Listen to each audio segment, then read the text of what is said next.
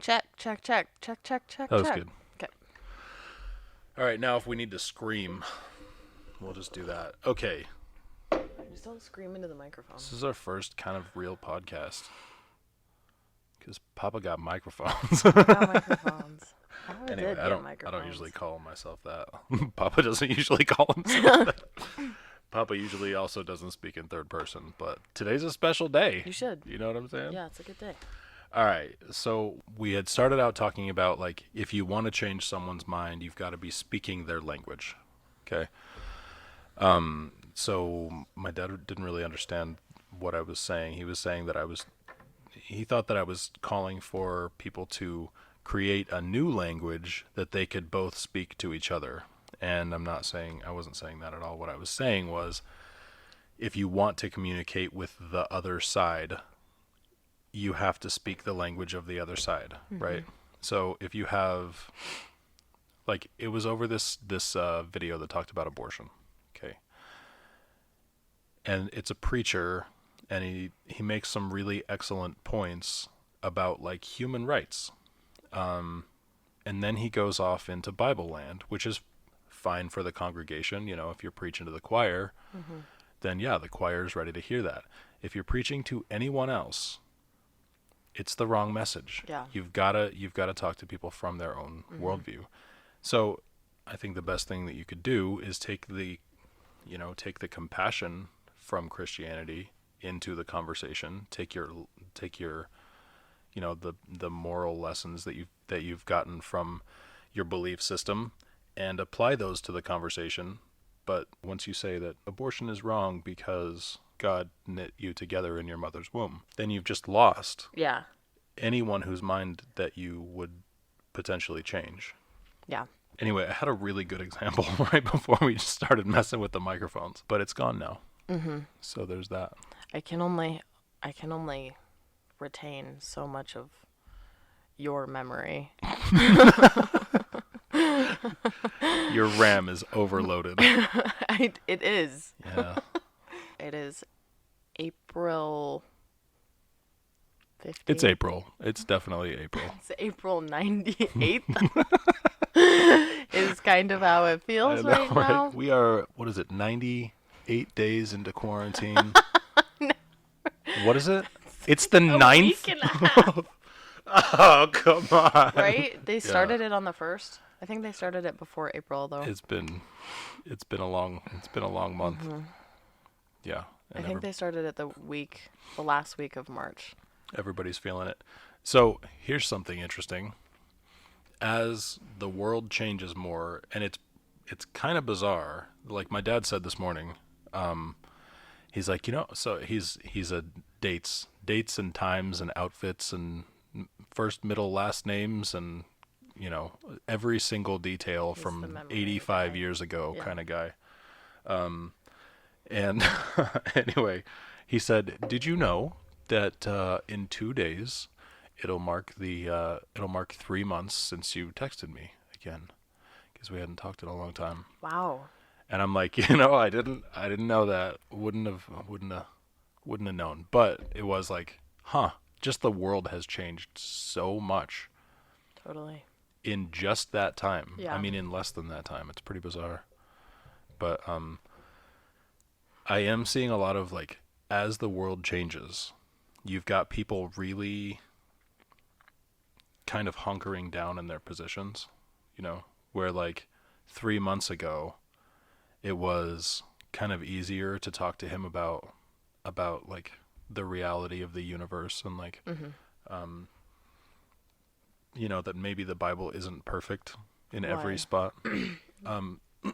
Well, I think 3 months ago, everyone wasn't thinking about, their own end, I mean, young, healthy people weren't thinking about like, well, I could die soon, Yeah. and now you've got people who are young and healthy and not even scared of the coronavirus, but are terrified of the social panic and the civil unrest that feels on the horizon.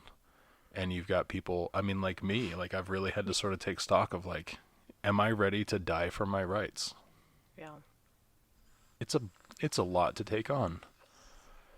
I didn't want to die at this age for sure. I think people are sensing the, like, we are not being told the truth. Like, people Yeah. are sensing it. There's a woman who posted another side by side picture of the burial site. So the picture was posted 4 years ago. And it was about this burial site where they're like, I really don't know. Like, I didn't read much of what it actually said that it was, because it was just a headline. So it was this burial site for whatever. And then but people right now are using it as like, this is where it's the exact same picture. This is where, the people are dying so much we have to bury them in this trench. It's just this long trench in New York, Okay. I guess. I could look it up. Anyway, And a but they're side by using side the with Germany. literal same picture. Wait, where? It's in New York. And where else? New York. Yeah. I don't understand. So What's the side by side of let that? me go find it. Okay. Is this like one of those things where you post the same, like two of the exact same picture and tell a dumb person to find the 8 differences? No. Okay. So one side says New York's Island of Lost Souls, the largest mass burial site in America, where more than 1 million nameless adults and babies are laid to rest in trenches dug by inmates. That was 2017. And then just the other day, March 10th, 2020, it's the same picture, and it says New York City's emergency surge plan for a severe pandemic calls for Rikers Island inmates to dig mass graves to bury up to 51,000 bodies as coronavirus cases increase. Yeah. We don't know what to believe anymore. And No, go ahead. So some woman, so the woman that posted it was like, I've been seeing so much of this lately. And Right, the kid that died with 2 different names at 2 different ages, twice in 2 different countries. yeah, Yeah. of different things. No, of They were both of the coronavirus? coronavirus, Oh, okay. yeah. But one kid had like an existing condition, right? No. I mean, it was Anyway, like, it doesn't matter. yeah, it was like, So anyway, and then some other woman commented on that and said like, this is all tabloid reporting. You can't believe tabloids and stuff like that. And she said basically that mainstream media journalists, you would be hard pressed to find mainstream media journalists who don't have to like vet all of their stuff. And Okay. they all tell, like they're not allowed to report without. oh, but they do it all the But time. they do it all the time. So I'm just like, so people don't really understand. People don't know that they're getting lied to, and that Right. like that the media just like on that Out of Shadows thing. There is that one woman who, she was doing basic reporting, news reporting, White House correspondent type reporting, stuff like that. And then the second she started reporting on Pizzagate, she just fell off the map. Right. So she does her job really well, and there are journalists who are truthful and honest, but there are that's not the people who are running the media. Yeah. Those people are not, they Right. don't have to tell the truth. So we have a really interesting example now that we didn't have back then. So we've got there were all these, Pizzagate videos, and they were painted across the media as conspiracy theorists who were spreading lies and fear-mongering and this and that and the other thing, right? Then, cut to 3 years later, Jeffrey Epstein gets busted for all of that shit. All the Pizzagate stuff that everybody was saying was happening before, and the media was shutting it down Yeah. because it was all lies and deception, and then you've got one, this lone gunman who walks into Comet Ping Pong, or Pizza and Ping Pong, or whatever it is, and doesn't fire a shot, just walks in because he's concerned, because he wants to see it for himself. And this is one of those things that, like, if this is true, he's willing to die to protect Yeah. the people who are victims of this system. So he goes in, he doesn't see anything for himself. He comes out and gets arrested, or however it went down. I don't really remember exactly, but that story was painted as like, well, now you've got these fanatics out there because there are these lies being spread, and they're just trying to put bandages on the story so that it doesn't, so that I mean, fuck, for now, like right now, we can at least say so that the truth wouldn't get out. Because you don't want too much of that out there. They showed all of his Facebook photos of him holding like an AR, right? So he's crazy. Like he posts photos with guns. Right? This is just who this guy is. I wouldn't post photos with guns. Some people, it's just like, this is my right. Right. You know? So what? Like, and I don't know, to be brazen enough to do that was pretty bold. Right. To do that. I mean, you have to be bold enough or don't care enough to post photos of yourself with all of your weapons on Facebook. Or you might be crazy. They painted him as this huge, I mean, like this crazy person. Right. And then they talked about Megyn Kelly interviewing James Alefantis. Okay. Right. And like she doesn't ask him a damn thing. Softball she just says, questions. Oh my the God. Whole time. It's like, that's not. It was a non-interview. Reporting. Yeah. Yeah. Like boo. Boo. Oh, fuck you. Yeah. When you have you've got serious reporters. They get an interview with someone who just had some shit go down, and this person wants to like come on and clear their name. They're not lobbing them questions that are easy to answer, right? So she didn't even bring up, I would say, probably 90% of the worst stuff. Like all of the photos? Well, she talked about the, what did she talk about? She talked about the photo. Oh, she talked about specifically the photo where the girl has her hands taped to the table. And he explains that as like her sister taped her hands to the table, whatever. They blurred out the comments where James Alefantis is saying like some pretty, it's sketchy to say the least. Yeah. The whole, the captions did and the stuff. photo of that murder room. Kill room is room. what it had on it. That's what. So I believe it was one of James Alefantis' friends who said, like, #kill room, and then James Alefantis said something to reply to that, something other than, dude, like, what the fuck? Yeah. Right. So like that would be any normal person's reaction, like, kill room, get the fuck out of here. But he was a sick fucking guy. So they blur out the comments, and then, and then he says, this isn't even, we don't have this. And it's like, no, they don't, that room is not there. That's not a comment. Now they know where it is though. So, and I mean, like, so he was connected. He was connected even if just through this, like whatever it was, Instagram, or I really, it's been a long time since I, they were all Instagram studied up on photos. This. But he was connected if only through like posting pictures and putting up comments and things like that. But yeah, they didn't address the 90% of the worst stuff. So you've got someone serious like I don't know, like Barbara Walters interviewing who? O.J. Simpson, or I mean, I guess this is I can't remember a specific single example right now. But I mean, we've all seen those. How about that one woman interviewing R. Kelly, right? Yes. And that's a scary guy. It's a scary guy. Sorry. He's a scary dude. Yeah. Right? Even in a room full of people. Yeah. His reaction was. Right. But she didn't back down. I mean, like, she asked him the tough questions because everybody knows. Everybody knows these are the questions that need to be asked. So that's real journalism. Yeah. And yeah, so it still exists. You just really have to question, like, even that interview, did it support the narrative, the overarching narrative of the station? Right? And I would say that it probably did.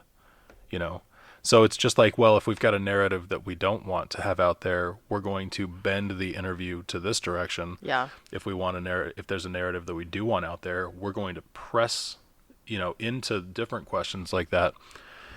And really, if you're a journalist, if you are worth your salt as a journalist, it should be the harder hitting questions every single time. Yeah. No, I'm not going to let you off the hook for this, this statue. Like, so basically James Alefantis was connected with Tony and John Podesta. Mm-hmm. And Tony Podesta, I mean, like, connected pretty deeply. Mm-hmm. Funds and parties and things like that. But Tony has, I mean, he's got this statue of a body, headless body, in the same position that Jeffrey Dahmer positioned a body. I mean, and it's unmistakable. And it's hanging from his ceiling.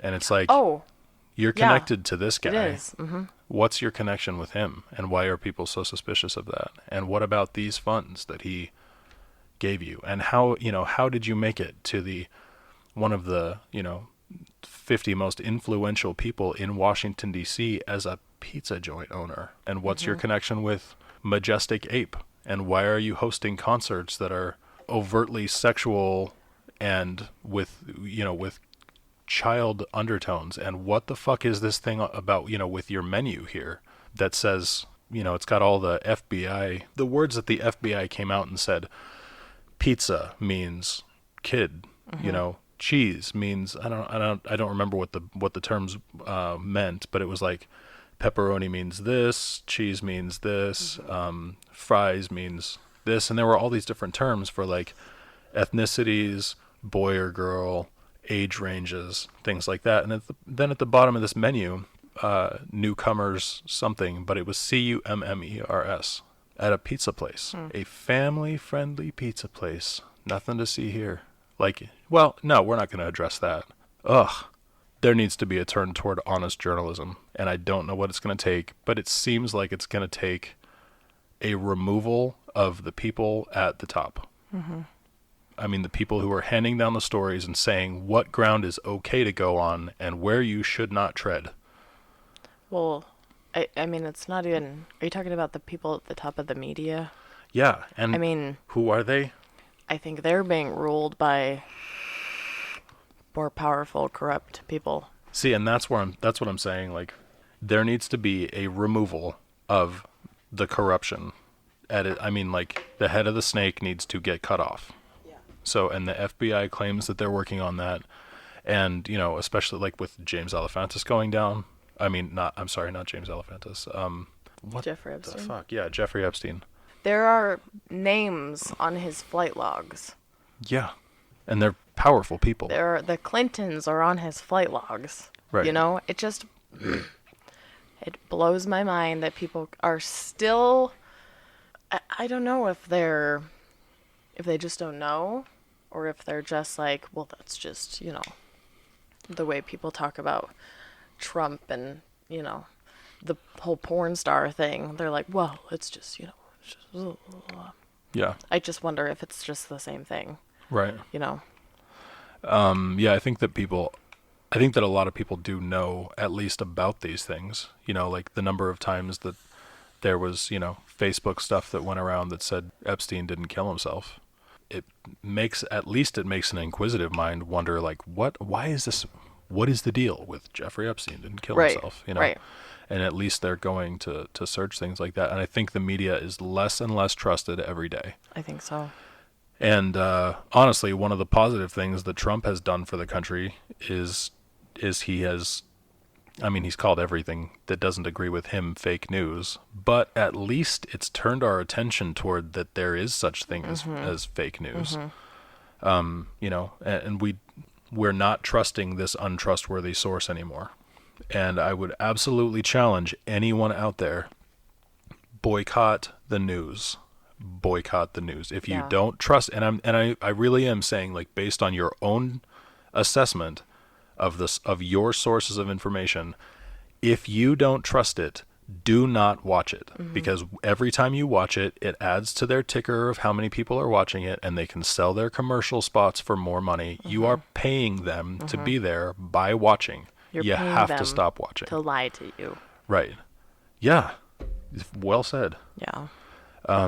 Yeah, and we have to stop supporting that shit. We have to. Like, we're choosing the stuff that gets put on the news, you know? I Yeah. mean, not completely. I think there's a lot of stuff that's getting... We don't choose what gets put on there. Well, but we choose that they stay. We choose they to keep them in stay. business, you know? So, like, with this whole, like, the whole coronavirus thing, man, I haven't seen it at all. I have not had a single brush with it at all. I don't know anyone who's had it.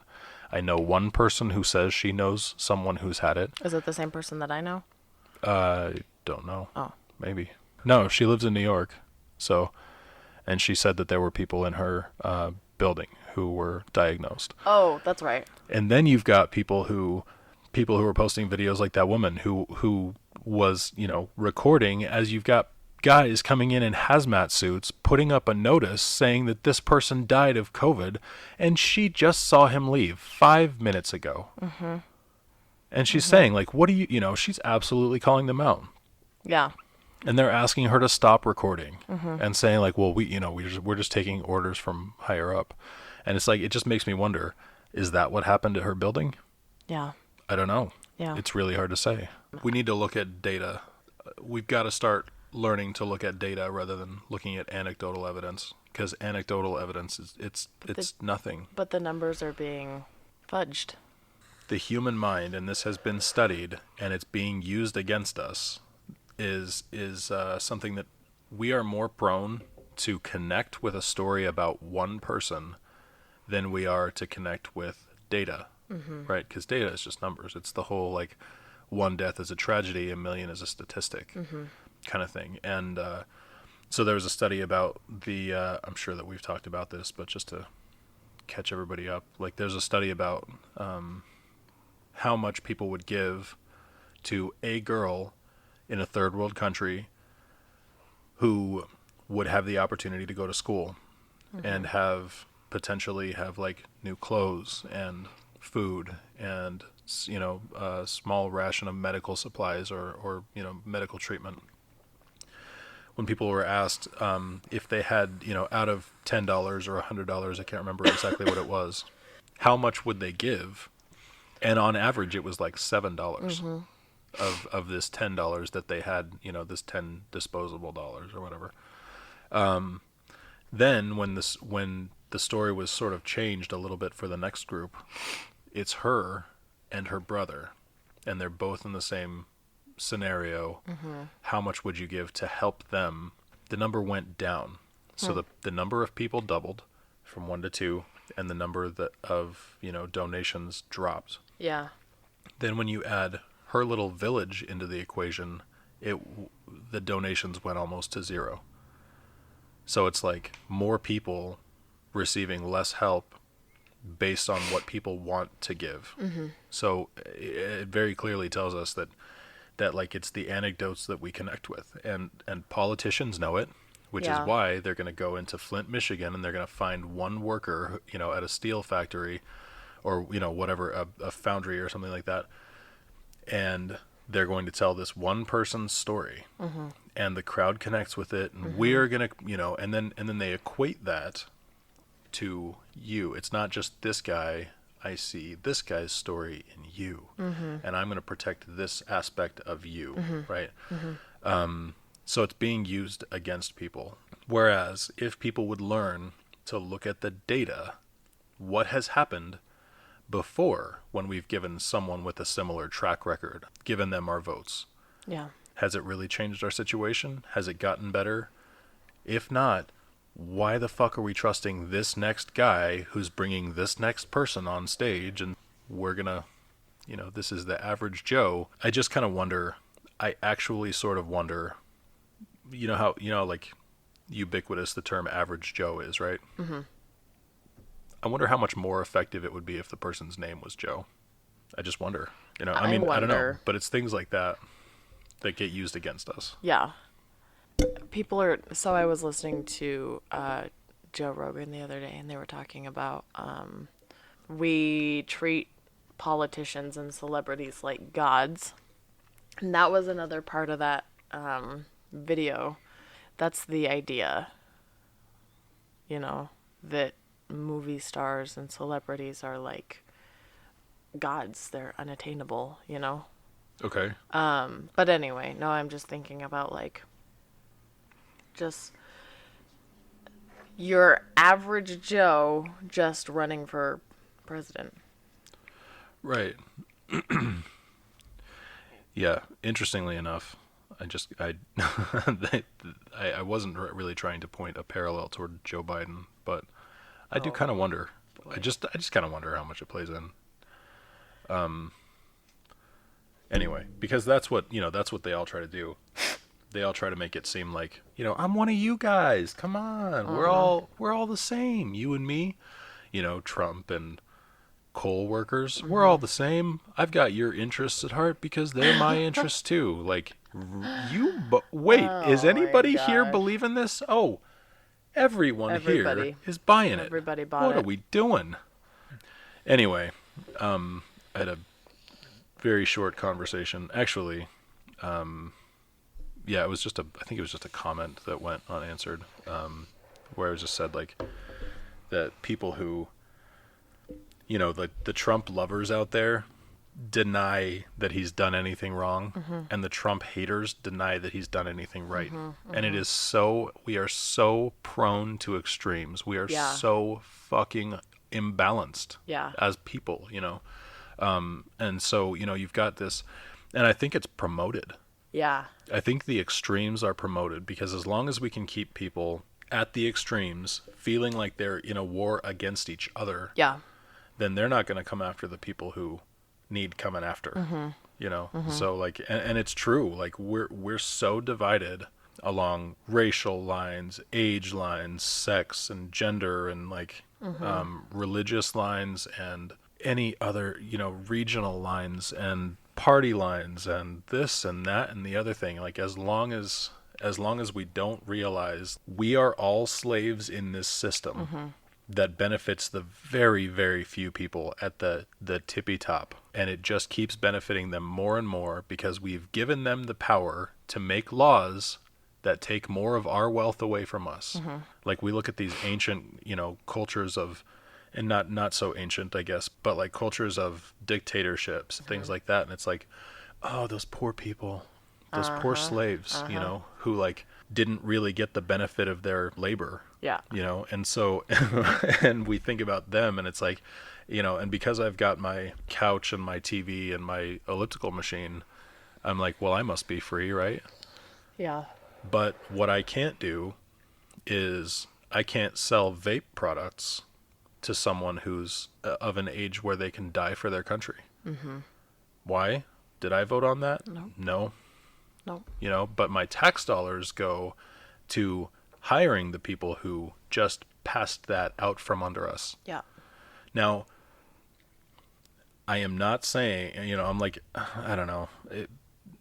That's a whole other topic, I guess, but like our rights are getting stripped away one by one by one by one by one, and we're watching it happen, and we're supporting it because we're getting fed a narrative where like, oh, your rights are bad for you.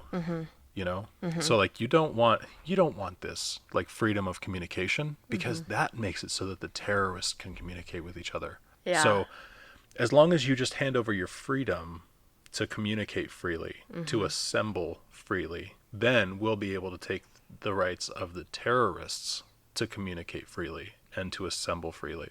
And wouldn't that be a safer place to live? Wouldn't you be willing to give up those freedoms for more security? Right. I'm going to botch I just know I'm going to, so I'm calling it out right here. But it's a quote, something to the effect of, if someone's willing to give up their freedom for security, then they don't deserve either. Yeah. Whatever the actual quote is, I agree with it completely. Totally.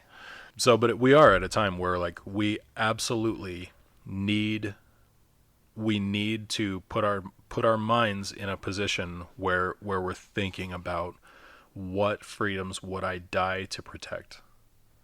Yeah. because they're going away right now.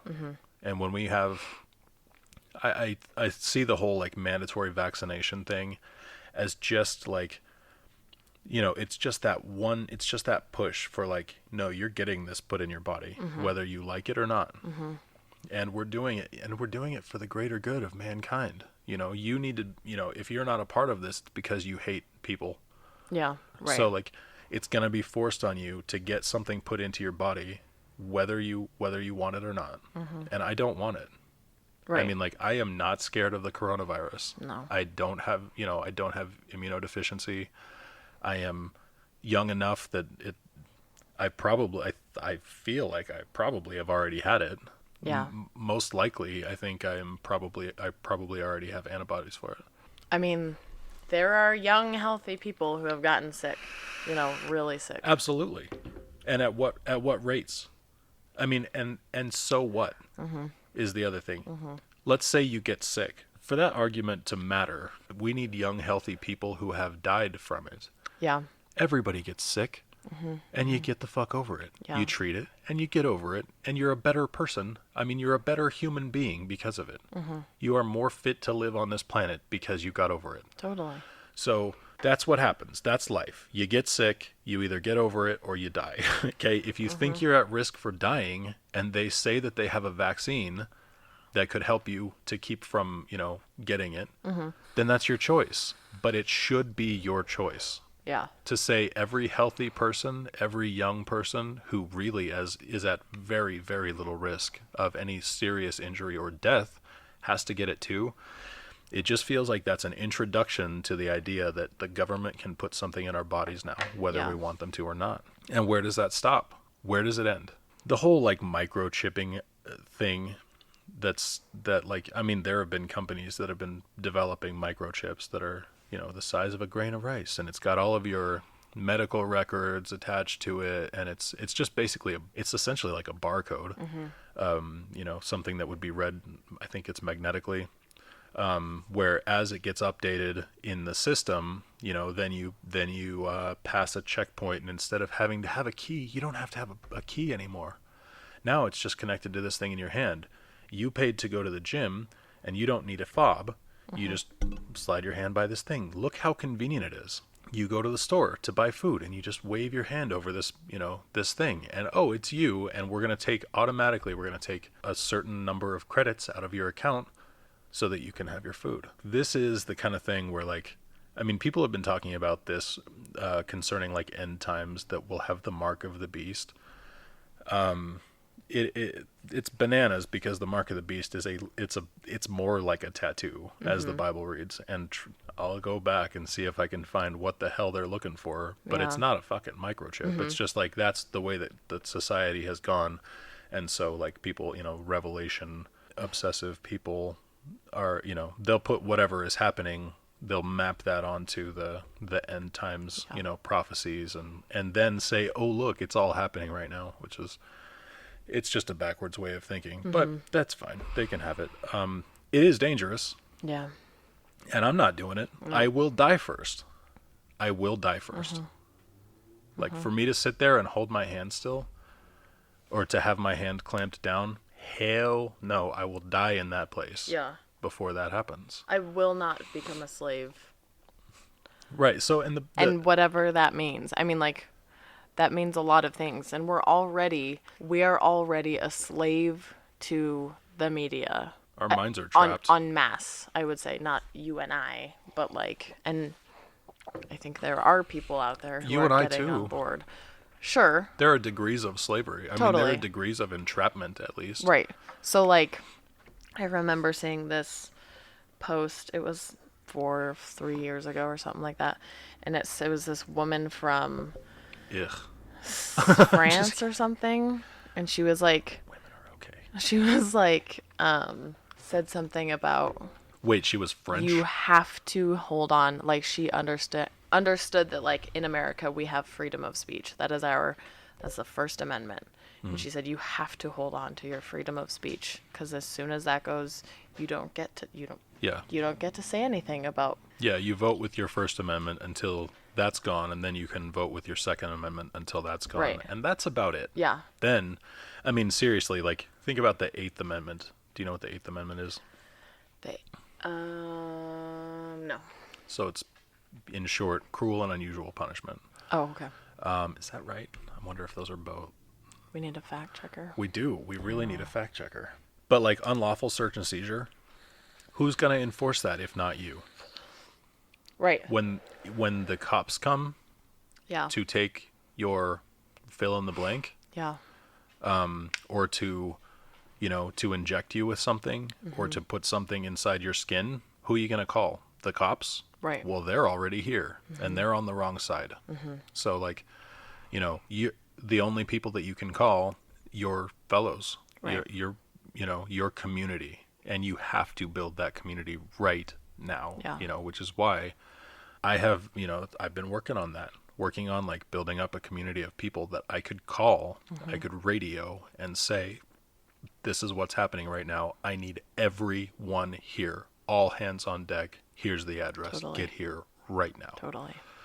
And we need more of that. We need communication that is, I mean, shit, it doesn't even have to be secure.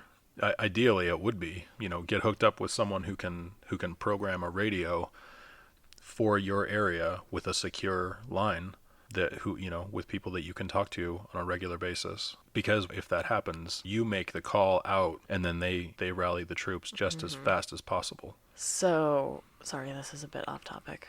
Okay, hit it. I don't know, you were talking yesterday about boycotting Disney. Yeah. And I think people should be boycotting YouTube.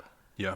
Because, I agree. I mean, they are deciding what gets seen and what doesn't. YouTube is, well, stop me if this sounds wild, but YouTube is the #1 streaming service. I mean, like, that's a lot of people's source of media. Pizzagate broke on YouTube. Okay. I'm sure there are a ton of Pizzagate videos right now, but when that David Icke thing is getting just scrubbed, right, that's not okay. It's not okay. Right. I just think so. Like in the same way, I mean, like there's one start. If people are wondering, like, how do I do this? How do I like? You're right. We're getting lied to. How do I? Whatever. What's my next step? The small step that you can take is to boycott stuff like YouTube and Facebook, because Facebook controls what you post. They'll take shit down in a heartbeat. Yeah. Same with YouTube. Boycott YouTube. The problem is that YouTube is the last place where independent voices can go and be heard. And I was saying that like the whole so one of the paradigms in 1984, and I mean it happened in the like the Gulag did the same thing where it's like and Hitler did the same thing where you tell on your neighbors. Are your neighbors not obeying the laws? Turn them in. Yeah. So we've got people on Facebook who are flagging posts as being, against the community guidelines or whatever. And we're telling on each other, and we are stripping the freedoms away from each other because we don't agree. Yeah. And the one fucking thing that we need to agree on is this idea that like, I don't agree with what you're saying, but I will defend to the death your right to say it. And we're losing that. Yeah. You know? That's what that guy said on that David Icke thing. The guy that was interviewing him, he said, I may not agree with what you say, but I will defend your right to say it. Yeah. So, and I also don't agree with a lot of what David Icke was saying. There's a lot of it that is interesting. It's interesting. It's far more interesting when it gets removed. I'll say that. Yeah. So, Yeah. If the powers that be knew better, they wouldn't remove that stuff because, man, it sure looks suspicious when something Totally. like that is removed. Yeah. But that's, yeah, we're even losing the freedoms of the independent press. Yeah. And then when that's gone, what do we have left? And even right now, what do we have left? We've got the media feeding us a message that they've been told to give us, staying away from topics that they've been told to stay away from. Yeah. And then we've got Facebook imposing the same kinds of things. Like, you're free to say anything you want on here as long as it's not these things. And as soon as it is, your account is going to get flagged. You'll get warned. You'll get demonetized. If you say it again, you'll get deplatformed. Yeah. Your account will be shut down. Mm-hmm. You can start a new account, and as soon as you're found there, that'll be shut down too. That's the, like, how many times have you heard me say, like, it's fucking Facebook's fault. The reason we are in mass hysteria right now is because our technology, our communication, our ability to communicate with each other is too advanced. Right. It's our technology has advanced faster than our brains. Yeah. Yeah. We cannot keep up. I mean, like our brains are evolving at this, this classically slow rate, and our technology is flying ahead of us. Yeah. That's the problem that I have with 5G. Yeah. It's like we've got technology that we can't think about the reins that we hold on technology, or that we held on technology. Mm-hmm. They have been ripped away from us a long time ago. Mm-hmm. And now we're looking at taking the next step into 5G, where it's like, if 4G was too much power for us to wield, you know what I'm saying? Like, one thing that I've said for a long time is, like, power without control is devastation. Mm-hmm. I mean, I don't know exactly how I've said it, but it is essentially that kind of thing. If you are very powerful and have not enough wisdom to yield that power, it's the Braveheart first learn to use this, mm-hmm. When he's pointing at the kid's head, then I'll teach you to use this, mm-hmm. with the sword. It's mm-hmm. like, if you have this sword and your mind doesn't work, you are incredibly dangerous. Mm-hmm. And that's where we're at with technology. Mm-hmm. We've got technology that is this massive, we are wielding a massive weapon here, and we have absolutely not the wisdom to use it. Yeah. So yeah, let's do more technology. Yeah. Let's speed it up. Mm-hmm. Like, it's like we have just lost, our steering wheel fell off, and we're like, let's hit the gas. Yeah. Wow. Wait. Yeah. Is that really a wise move? Right. I don't know about like David Icke's claims about like that the 5G towers are going to make coronavirus worse and whatever. The whole thing. There was a post that did make me check myself. Like after that David Icke thing, it was like that the coronavirus is in 174 countries or something like that, and 5G towers are in 7 countries or something. So, is there really that strong a correlation between coronavirus and 5G? No. They're both, I think they're both being used by by kind of a global agenda. Yeah. And even that, like, I'm even willing to take a look at that side of it, where it's like, what we do have right now, life has slowed down a lot. Mm-hmm. And I think it's a good thing. Mm-hmm. Our pollution is clearing up. Totally. Our ozone is probably healing itself, mm-hmm. which is great. Also, another thing that I kind of wanted to talk to you about was like, we've got 7 billion people in the world right now. Mm-hmm. And with our habits as they are, we want to spend, we want to get the next new thing. We're going to throw out the last old thing. Mm-hmm. We're not even going to hand it down. Mm-hmm. We're just going to, the number of things that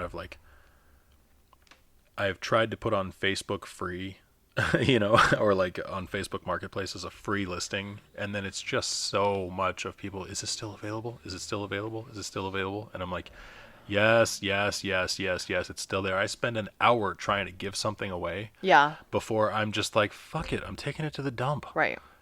Right. Anyway, I'm guilty. Yeah. I'm guilty of the same thing. And that's what's unsustainable. 7 billion people living like that is unsustainable. Totally. Where you've got over 1 billion people who are in China, and probably who knows how many millions, probably close to 100 million people in China who are just running factories all the time. And these are not efficient factories. These are factories where the smokestacks are just billowing out shit all the time. And it's so that we can buy cheap stuff here. Yeah. and they can collect our money and become more of an economic power. And we deal, we're like, oh yeah, let's do that, because that means that I can get this the little lights that light my pathway Yeah. that'll Yeah. last 3 months. Right. I can get those for $10 for four. Mhm. Four of them for $10. I can make my garden look all cute for 6 months, and then I need to Yeah. throw them away and get new ones. Mhm. But that's what we want. We just keep. I mean, we keep vote. We vote with our time. We vote with our money, and we gotta start fucking voting differently. Interestingly enough, the one way that we don't really vote is with our votes. Interesting. I mean, Yeah. seriously, like your votes. Ah, man. You don't matter. I mean, like, people don't have a voice. Like, we already don't. The reason that we came to this country in the first place is because people didn't have a voice. They didn't have the ability to decide, right? Yeah. So they came over here Well, and to they weren't represented. flee, all sorts of tyrannical type rule to create a more free nation, right? So that people could decide for themselves. And we don't just, I mean, like, that documentary was just so interesting because it was like, since television, basically, at first it was news, and then they started experimenting on what can we use, how can we use entertainment, a moving picture. Like, Oh yeah, it's a people powerful were medium. Glued. Yeah.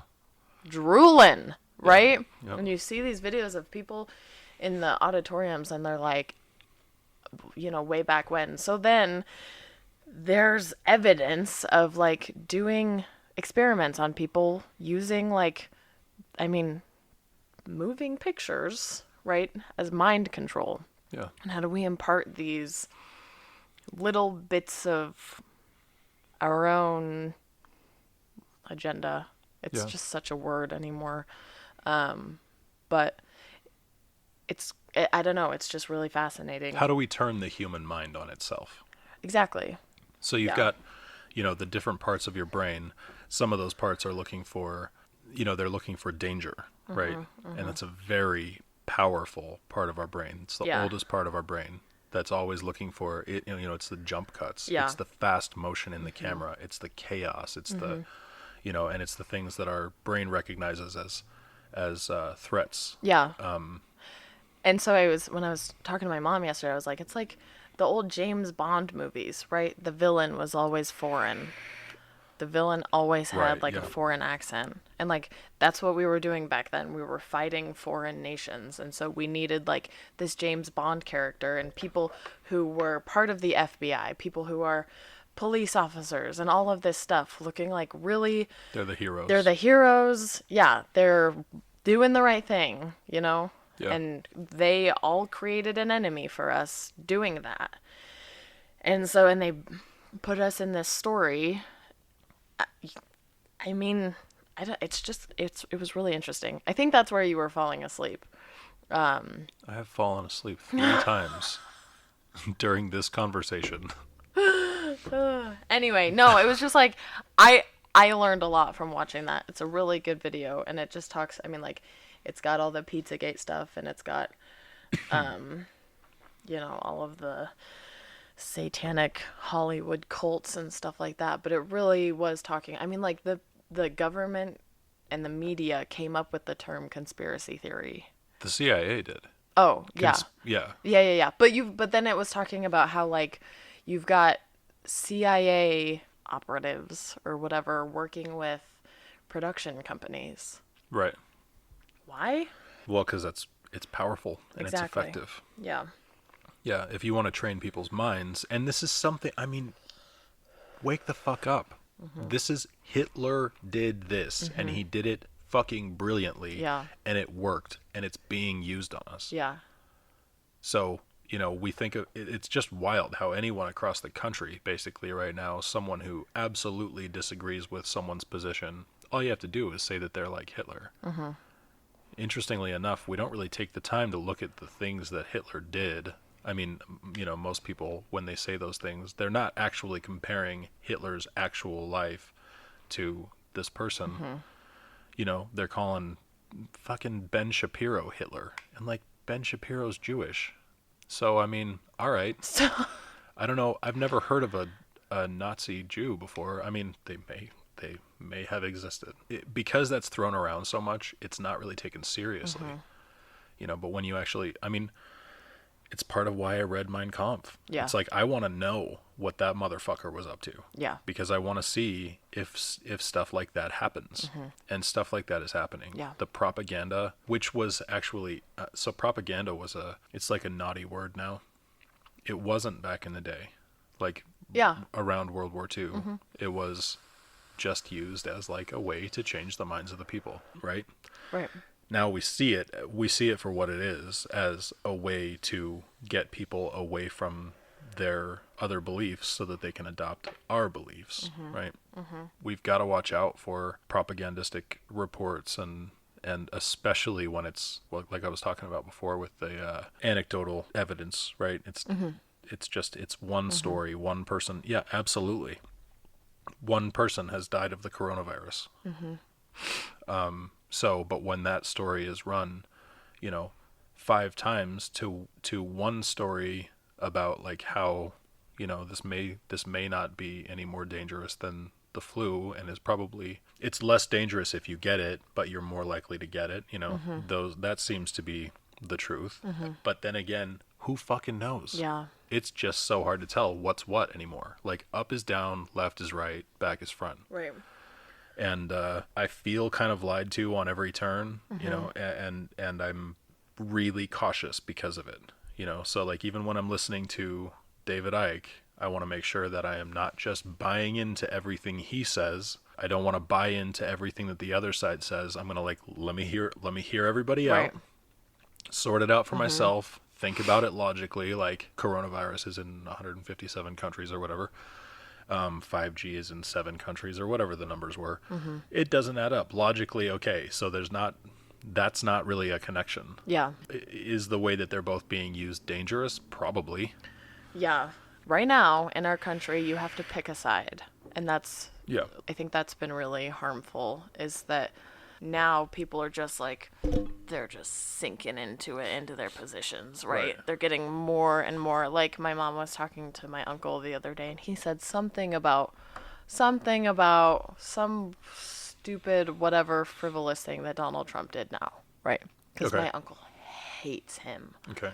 And my mom was like, who cares right now? Like, we have so much bigger fish to fry at this point, We've all got, because we don't share the same religious views, political views, because some of us are conspiracy theorists, because some of us feel whatever about the media, and some people don't. Some people just buy into it. Right-wing nuts and left-wing nuts, and it's all You like have to pick a side.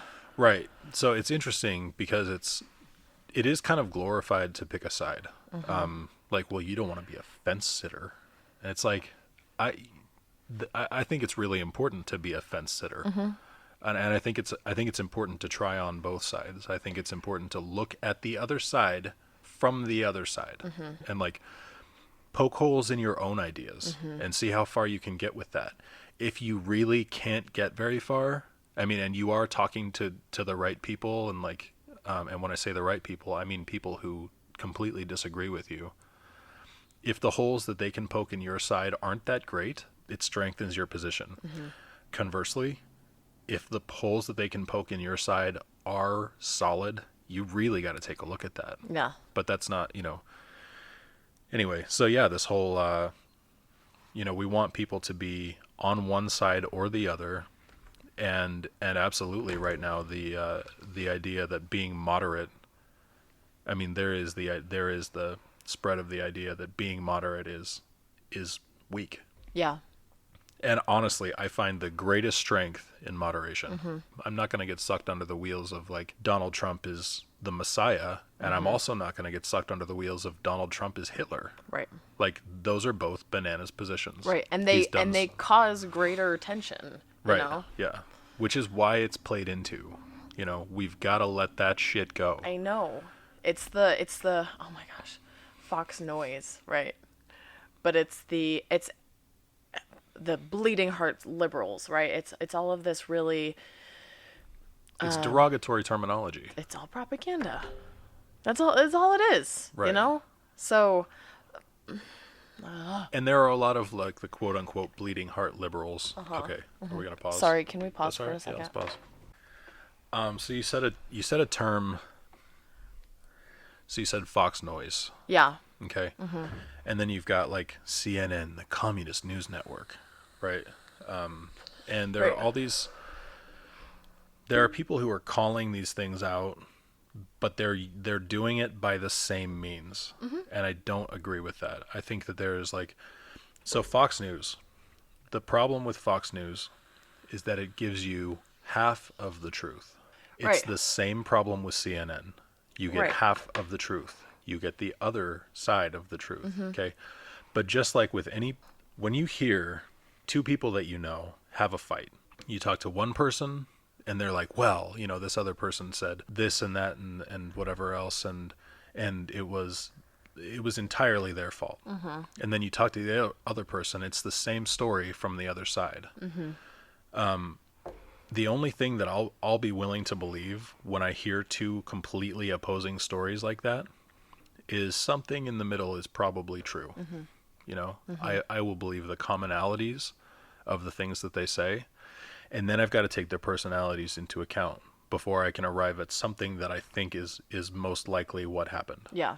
The problem is half of the truth is a lie. Half of an A is an F.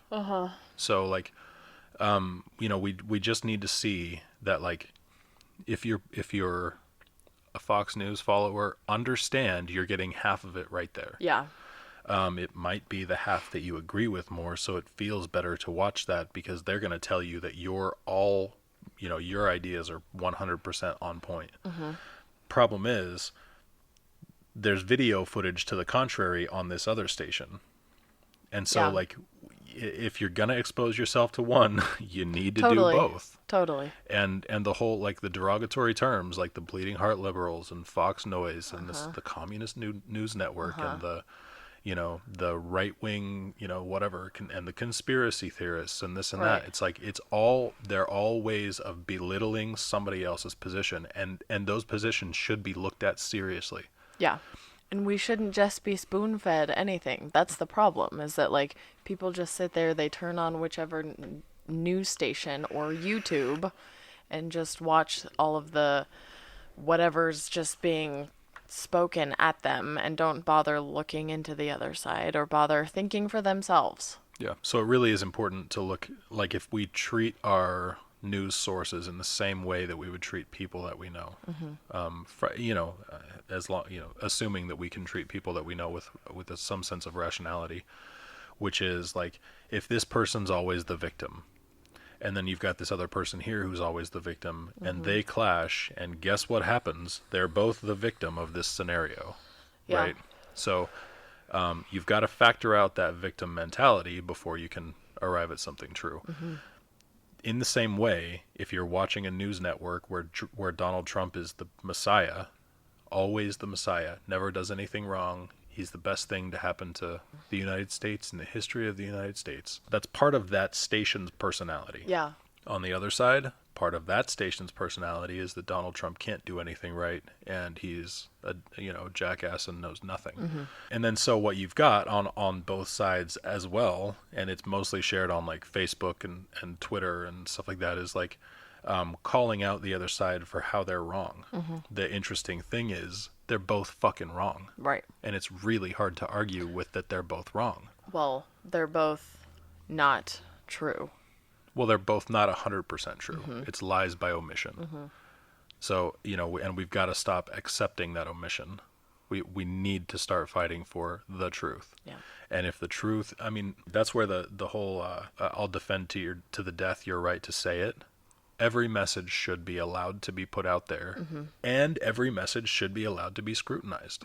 So what we have right now is not every message is allowed to be put out there. As soon as it is, it's shut down. And don't scrutinize this message, Right. and we'll all scrutinize this message. Okay, so which is why the tinfoil hat wearing conspiracy theorists, or the flat earthers, like people will take a sect. It's almost like saying, that Christians are the Westboro Baptist Church. Yeah. Well, no, they're not. Yeah. That's a very small portion of, quote unquote Christians. And most Christians deny that they're part of them. Mm-hmm. Most people who believe any kind of conspiracy has happened, or a conspiracy theory, most of them, 99% of them are not flat earthers. But, Yeah. they get lumped in together because, it's the straw man. Like, we're going to knock down this easy thing to knock down and call it the whole thing. Yeah. It's like, it's just one small piece of the pie, but as long as it's in the same pie, the whole pie is, it's the few bad apples, Yeah. I guess, that ruin the bunch. So we've got to start learning to take things apart and decide, like the David Icke interview, what of this is true and what does it really mean? And what of this is false and, and should be dismissed with better evidence? Mm-hmm. And only with better evidence. That's the other thing too. You shouldn't dismiss anything without better evidence to the contrary. Mm-hmm.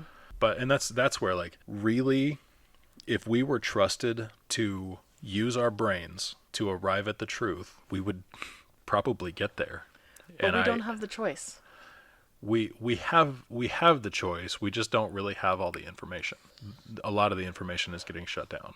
Yeah. And that's where I see the bias of the news networks Mm-hmm. as a whole. Mm-hmm. So you've got people on CNN and on Fox who are, and we keep using those examples because they are sort of the extremes, Mm-hmm. who are saying they've got a lot of the same narratives that they're following. What is that? When those narratives are damaging to our freedoms, where's that coming from? Mm-hmm. Why and who doesn't want us to keep those freedoms? Mm-hmm. We have to remember that before a World War II, before a Holocaust can happen, first there has to be disarmament. Uh-huh. Before a gulag can take over, there has to be shutdown of freedom of speech. Yeah. You can't say these things. Yeah. Before like the best thing that we ever did as a country is break away from England. Yeah. And that was only possible because we had freedom to assemble. Yeah. We had the right for a militia to carry firearms. Mm-hmm. The right to form a militia in the first place. The ability to form a militia. And even back in those days, had to be done in secret. It was done in taverns, and like you had to sort of be vetted before you could come in. Even then, it was hard to put that together. Yeah. And now, so much further down this road of having, our hands are shackled. Like we are tied up pretty fucking good right now. Mm-hmm. We gotta Houdini our way out of this. Yeah. I want to find what that answer is. How are we going to figure out how to assemble in this world where we're like, and fucking A, now we're locked inside. You can't. They're saying You can't. Yeah. Yeah. You can't even go to church and sit in your car around, in a circle of cars around someone who has speakers up. That's fucked up. Yeah. I don't even agree with the message that they're putting out at most churches. But that's fucked up. Right. Getting citations. Kids can't go to school. Oh my God, schools. Like, right. I don't know. Yeah. School. I don't know. That's a big thing. You Yeah. cannot gather. There are no gatherings of more than 10 people. Right. And I think Who got to decide this? Right. Right? Yeah, the 10 if people I want to who- go get coronavirus, if the 9 people that I'm meeting with want to go get coronavirus, that's Yeah. not for someone else to decide. Yeah, I mean, agree. if that's It's- what this is, but I'm just saying, like, we are so limited. The only thing we get to be able to communicate with each other is fucking Facebook. And I am so sick of Facebook. Our friends come over and they're all depressed because all the shit they're seeing on Facebook, and people are down in the shop freaking out about all the shit they see on Facebook, and they're venting on Facebook, and it's like, there's your problem. Yeah. Right? And the more time you spend in the problem, the worse the problem gets. Man. And how do people not see it? I don't get it. I really don't get it. But it's how people stay in contact with each other. I'm thinking about, like, how do we do this not on YouTube? Because I'm really starting to think, there's Vimeo, there are other sharing platforms, Yeah. sort of, you know what I mean? And then I'm thinking about like, what if we put this on, create a blog and I just, there's one girl, You don't have to do that.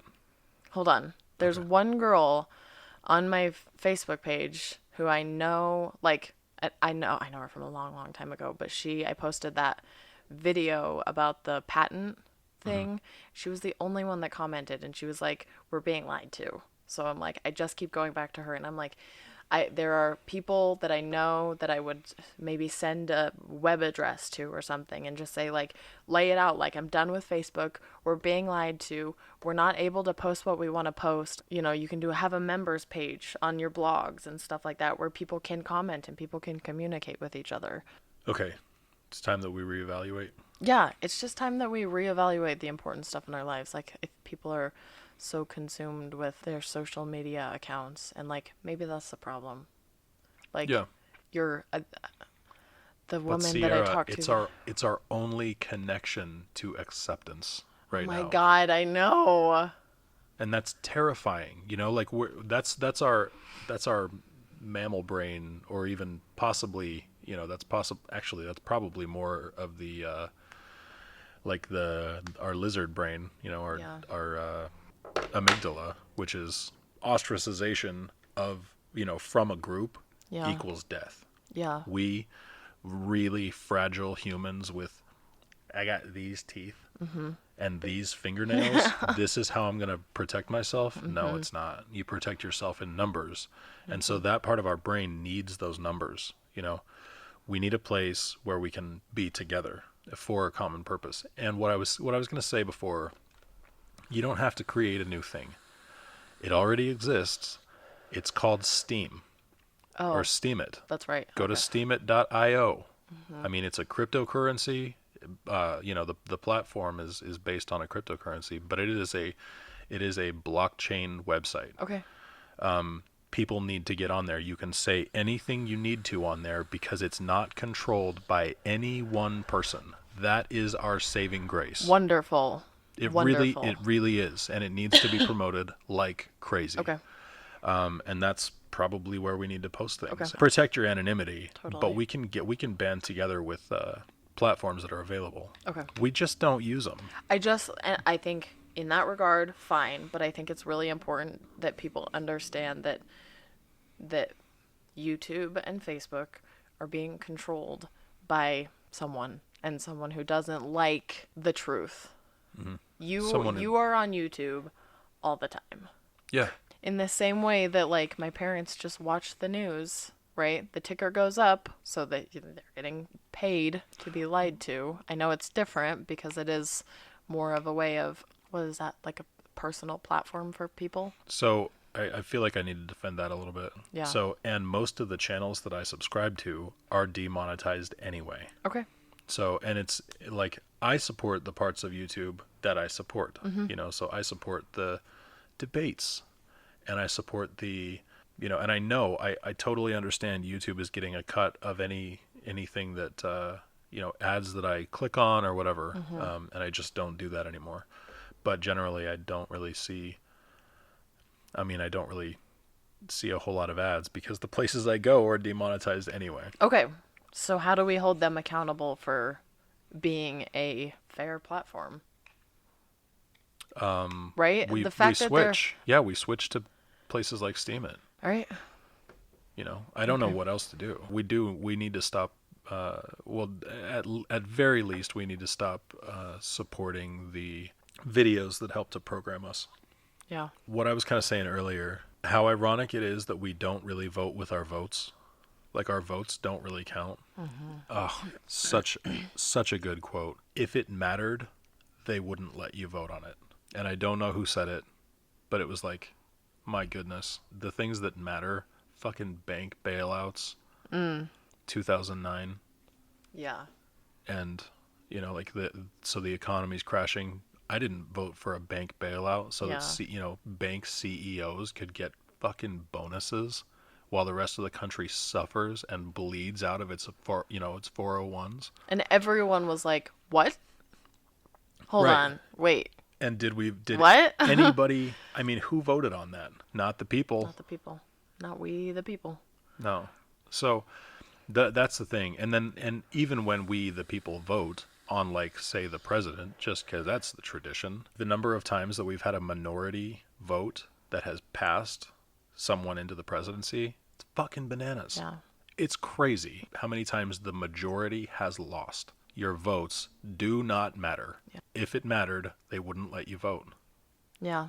So and so, I've had a lot of people who have said, well, you should get into politics so that you can, so you can be in a position where you can really make a difference. And it's like, it just seems maybe that is the only way.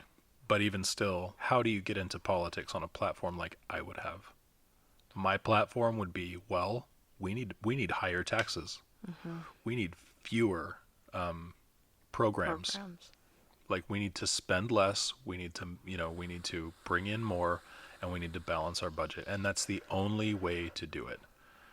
But people they have the wool pulled over their eyes, thinking that, when politicians come in and say things like, we're going to lower your taxes and we're going to increase programs, and nobody just thinks for 2 goddamn seconds, like, yeah. Well, how are you going to do that? Yeah. That seems like a magic trick. Well, Right. yeah, it's a magic trick.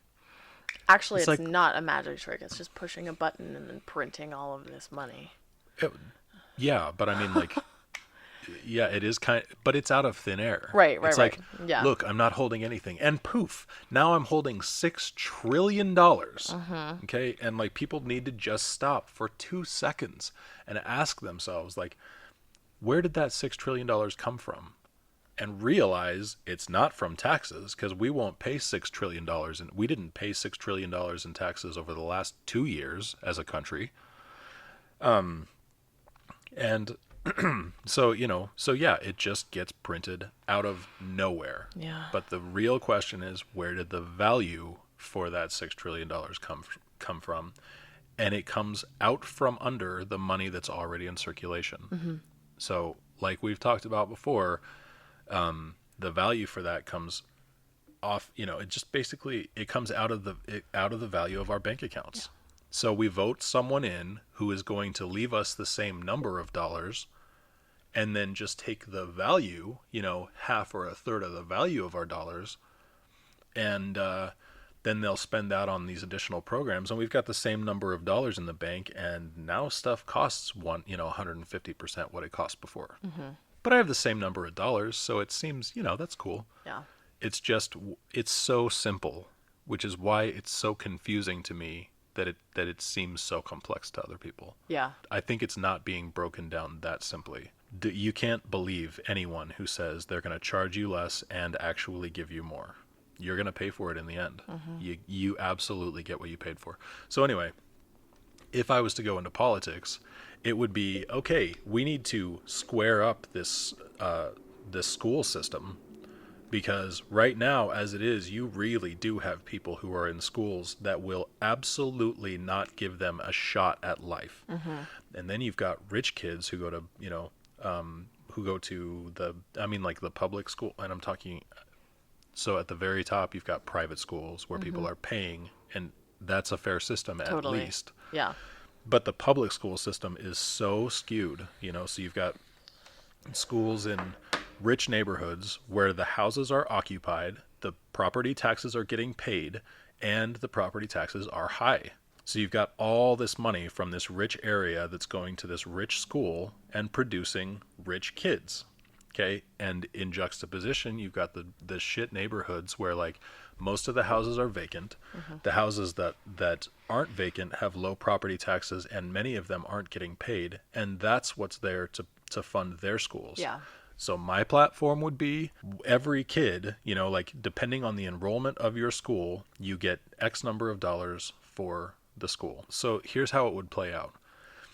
The first few years of that, it would be essentially the free market deciding which schools were sustainable and which schools were not. Mm-hmm. That said, any school, like in the ghetto, in the ghettos all across America, like the one that I have actually visited and talked to teachers from, mm-hmm. and who have said, like, well, we've got 2 computers. I'm sorry, what do you mean we've got 2 computers? Mm-hmm. You only have 2 computers in your classroom? No, no, no. We've got 1 computer for administration and 1 computer to teach 600 kids on, Yikes. or whatever it is. Mm-hmm. I mean, like, all right, everyone gather around. Can you all see me in the back? In the Yeah. back? So we're gonna click here, and then we're gonna click here, and the kids are just—it's so hands off. They don't know how to use a computer when Yeah. they're out of school, like And they're anyway. That could be remedied immediately, with very with one change. Mm-hmm. But who is like the only votes that really matter are when you are and you're in primaries and you've got people who are donating to campaigns. Mm-hmm. It's the donation that's going to take a campaign far enough where someone can get elected. And how many people donate to campaigns? It's the richest, probably 5% or less, that are donating in any meaningful way to campaigns. Mm-hmm. And are they going to vote for their kids to not have quite as good an education so that poor kids can have a better education? Nope. They're not going to use their $5,000 maximum, donation to vote that way. Uh-huh. I couldn't get in. There's no way I could get my foot in the door. Not with a platform like that. What I'd have to do is go in with a very typical platform. We're going to lower taxes and we're going to increase, I this. don't And I think would you have do. to really, Yeah, I don't think you do. really Yeah. talk about it. Tell me all about I it. don't want to, especially not on here because I am not You think there's a way that I politically could tell the savvy. truth about what I would do, and that rich people who actually determine the way that Yeah, you just say it. Like, all these rich people, like, I can't get funding from these rich people because they don't want their kids to have 100% the best, and they're not willing to give a little to, like, help the rest of the country. You just say that shit, babe. Because it just doesn't matter anymore. You can say whatever the fuck you want to say, and you can still become president. We already know that. You can say crazy shit, and people who believe in what you're doing will still vote for you. right. But the problem is that so I would be telling rich people, you're gonna have less money in 3 ways. I'm gonna tell middle income people, you're gonna have less money in 2 ways. And this is just right off the bat. And I'm going to tell poor people, you're going to have less money in 1 way. It doesn't sound good It to doesn't anybody. sound good. Like, it's the Yeah. reasons behind it where, like, we're going to rebuild the dollar. That Like, sounds really good to if me. we could rebuild the value of the dollar, like, deflation would be, oh my gosh, if we could just, like, everybody rails on how deflation would be such a negative thing. What if we just wound the clock back by 30 years and did it again? I mean, that's what deflation would do. Mm-hmm. I mean, if we're, undoing 30 years of inflation is the same thing as doing 30 years of deflation. Yeah. But deflation is like, it is very frowned upon because it doesn't help the stockholders. Yeah. So anyway, it's a very hard program to run. It's really hard to say, hey, people, what if you invested in your future? What if you stopped investing everything in looking like you're richer right now and invest in something that's going to make you wealthy for the rest of your life? Yeah. There's one person that, like, if, let's say you did this, there's one person that or several people that I think you could reach out. I mean, like, people who could help you fund stuff, but there's one person that I'm thinking specifically. Don't get me wrong, I could easily collect between 6 and 12 votes, 6 and 11 votes, depending on how my mom would go. But I'm saying, like, that's the problem. Like, Bernie Sanders couldn't do it 2 terms in a row. Yeah. And Bernie Sanders doesn't have, like, he doesn't have the shit in his past that I have. You know what I mean? Like, oh my gosh, I would be torn to shreds based on who I was 15 years ago. Yeah. And that would be the story, and people would buy it. Yeah. And that is the thing. So that's the kind of thing that, like, I am not interested in what Donald Trump said, the shit that Donald Trump said and did 15 years ago. People change in 15 years. What I am interested in is, what is he willing to do right now? Yeah. If he's willing to do real shitty person stuff right now, I don't like that. If the things that he's doing right now are in line with the things he did 15 years ago, okay, well then you can, that now you've got a bad track record. That said, basing your judgment of who someone is, on anything really other than what decisions are they making right now, and the problem, another problem with with like presidential debates and shit like that is like they call changing your mind flip flopping or waffling. Yeah. So like, oh well, we've got a lifelong flip flopper here, and it's like, well, guess what, like I changed my mind. Yeah. You should check it out. I used to think that chocolate milk came from brown cows. Yeah. Is that yours? No, Oh, that's too bad. That's a good example. it's a Leslie Knope thing. Oh, it's great. It Yeah. really is great. And then I learned better, and I flip And then I flopped. I flip-flopped. waffled. Yeah. You know, there's no room to grow as a person in the political arena. You have to start out as, I mean, you have to arrive on the scene with no past, which is kind of what Barack Obama did. Yeah. He like totally unheard of, and it was really hard to find anything about him before, which I think is a lot of why, So he they didn't wanted get torn his down. birth certificate. Right. Yeah. Well, let's see how we can demolish this guy's who this guy used to be. Yeah. Yeah, it's absolutely. I mean, it's an uphill battle without like policies like I would be talking about. Yeah. I'm just saying, crazier. The world's going somewhere real quick, and I think it's time for a change. I will say that if I could get support for ideas like those, like we are going to equalize our opportunity. We really are going to give people equal opportunity, and it's going to take us 12 years to get there. It's going to take hopefully my 2 terms, and then somebody else is going to have to agree for the next term to get us from kindergarten through graduating from high school, where you've got people who had good opportunities to get into college and went all the way through. If that changes at 8th grade, we got a real problem. Yeah. Yeah. You had all this opportunity, and now somebody comes in and undoes all of that progress. I mean, as I would call it progress, we'll never see the effect of what it could have been. But what it would do is it would nullify the need for things like affirmative action. And it would, I mean, and Social Security, and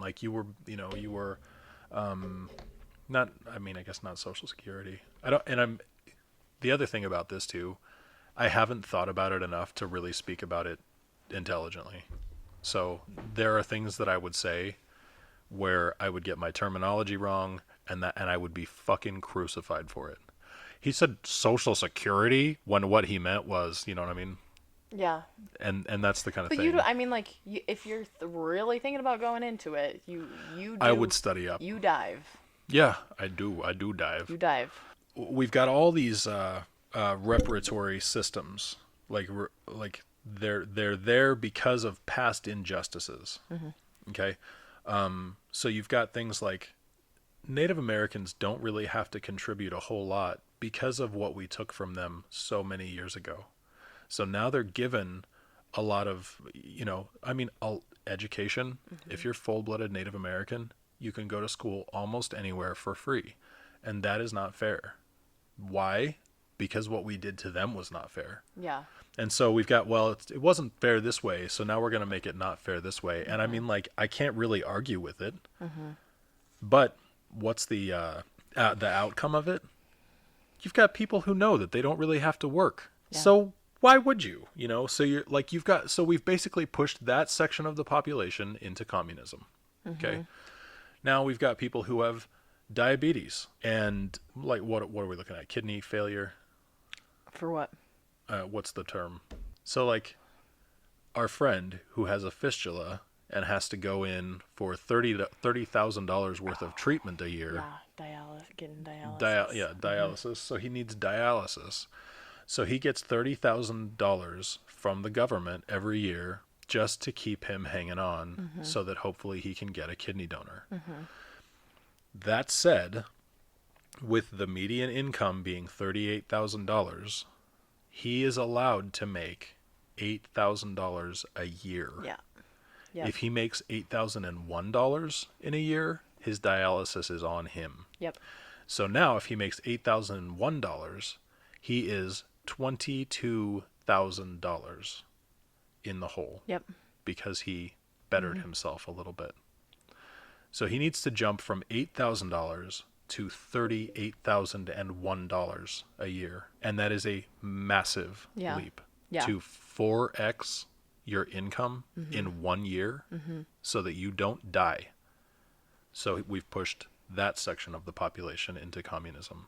And then we've got kids who come out of really shitty schools and they get this same kind of like preferential treatment, to say the least. You've got Asian kids who are like having to work way harder because why? Well, because Asian kids on average work harder. So they've got to work way harder than someone who, I mean, like, there's such an emphasis on you go to school, like bring honor to the family because your education is good and you're further, you're furthering yourself, but because they do it's part of the culture, we de-incentivize that. Yeah. What? Right. So that there's space for someone who didn't have the opportunities. You know what I'm saying? And so like if we could equalize the opportunity, we could make it so that whatever the outcomes are, they're fair. Totally. You get what you earn. But it doesn't work in a system where the opportunity is not equal, because it really isn't fair for someone to go to a shit school and have to work their way. It's like, it's the whole Malcolm Gladwell idea of like life is a baseball game. Okay, you want to hit a home run. Some people are starting at the home plate, ready to take a swing. Some people are born on third base. Some people are born with a home run handed to them, like the Walmart kids. And some people are born out in the parking lot without a ticket to get into the stadium. Yeah. I mean, that's not fair. Yeah. So we have all these programs, but the programs are they fucking push you down. Yeah. And I mean, goodness, like, don't take them. Yeah. And that's the problem. Like, how the fuck do you say no to $30,000 from the government so that you can make your little piddly amount of money just so you can barely hang on and maybe find 5 or 6 roommates who also need to be on dialysis to live with? Yeah. Like, what the fuck kind of life is that? Like, I think we just need to get to a point where dying wouldn't be as bad. That's when we'll turn around. Yeah. And I just think to myself, if we could make the decision to turn around before we get to that point, we'll be all the better for it. But we have to have a consensus among the people. That's what we have to have. Yeah. And there's no other way. Fucking fired up right now. Jeez. Yeah, I don't know. All right, do you want to call it? You want to make some breakfast? Yeah, I'm pretty hungry, actually. All right. I guess we're going to sign off for now. What did we start out talking about? Well, we were talking about getting lied to by the media. Yeah. We started talking about you and your dad. The conversation that you guys had. Anyway, well, we're here now, so thanks for tuning in. Thanks for hearing us out all the way through. There's going to be more of, I'm sure, of all of this. We went through a lot of stuff, and there will be more. Let's do it. Yeah. All right. Cool. Peace out. Peace.